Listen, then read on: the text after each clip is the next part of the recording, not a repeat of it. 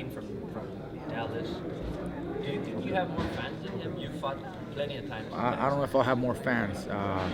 He is a hometown, kid there, so I'm sure he's gonna have a lot of support.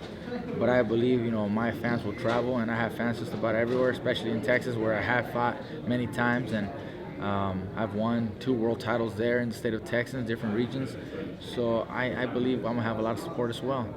I can't give you numbers, but we'll find out, and I'm sure it's gonna be a terrific fight because the fans are gonna show up.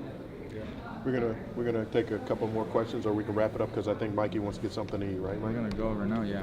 Okay. Cool. How far do you want to what is your final review of your final destination? Once everybody looks back at my career, they'll be able to pinpoint and say, this guy fought nothing but great champions, and he defeated them. He was not scared. He was not afraid. He didn't duck. He didn't take easy fights. He didn't take shortcuts around. He fought them at their prime, at their best time.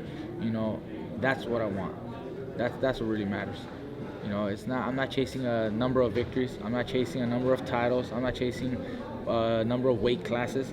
I just want to be able to fight the best, when they're also at their best, and that's it.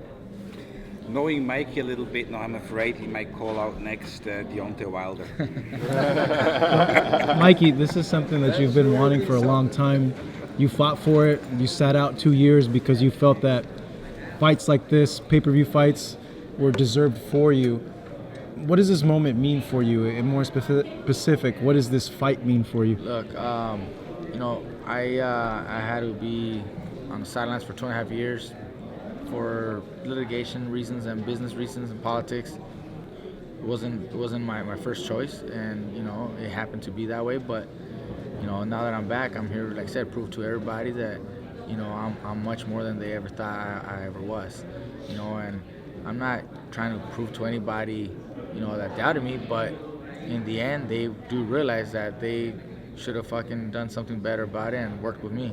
But this is the way it is. I'm much happier now than I've ever been. I'm in a better place. I'm handling things the way I want. It was almost like I refer and give them an example. It's almost like they thought I was gonna be put to the side and forgotten or just holding me back. They didn't realize that it was more like a slingshot. When I let go, I just came forward and flew past everybody that they thought, and now I'm in front of everybody. That's the example I gave them. So I'm very happy to be where I'm at. All right. Heading up the first ever Fox pay-per-view. I mean, that's his story. What we're doing here today is his story. Nobody ever. A press conference televised on Channel 11, free over-the-air network, has never happened. So for Fox, I mean, not just the first pay-per-view for Mikey, but the first network pay-per-view in the history of pay-per-view. And you're right there. And we're here. Yeah. It's history. Food